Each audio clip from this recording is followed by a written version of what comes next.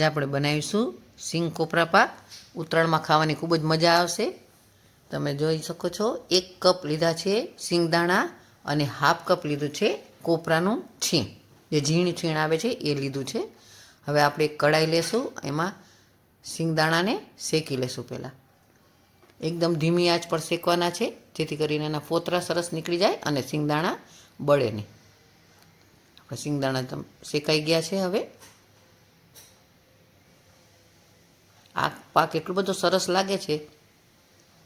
આપણે એક થાળીમાં લઈ લેશું અને હવે એ જ તવીમાં આપણે શેકી લેશું કોપરાનું છીણ. એકદમ ધીમા તાપે શેકવાનું છે, કોપરાનું છીણ બળી ન જાય.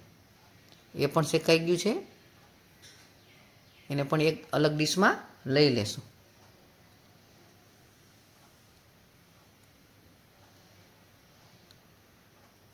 હવે આપણે સિંગના ફોતરા ઉખેડી લઈશું.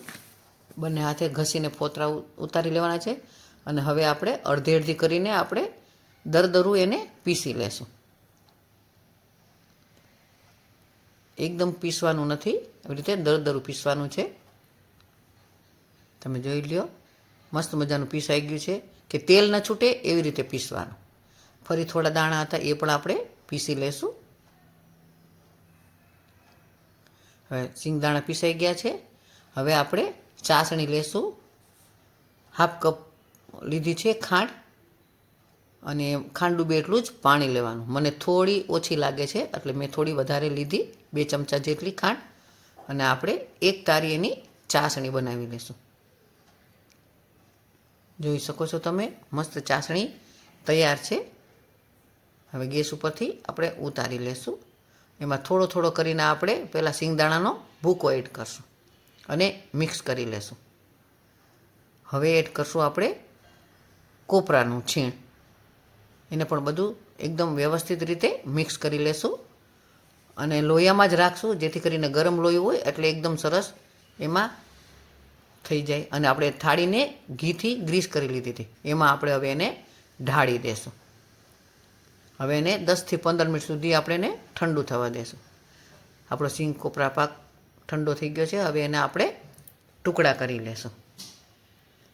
આ કોપરા પાક એટલો સરસ લાગે છે, સ્વાદમાં તો ખૂબ જ સરસ લાગે છે. અને ઉત્તરાયણમાં તો ખરેખર બનાવવા જેવો છે.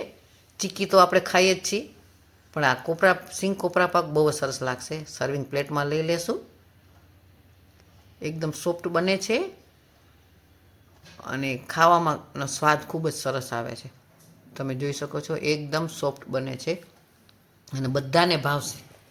આ એક વખત ટ્રાય કરજો અને મને કમેન્ટ જરૂરથી કરજો કે મારો સિંગ કોપરા પાક તમને કેવો લાગ્યો. ફરી નવી રેસીપી સાથે મળીશું. Thanks for watching.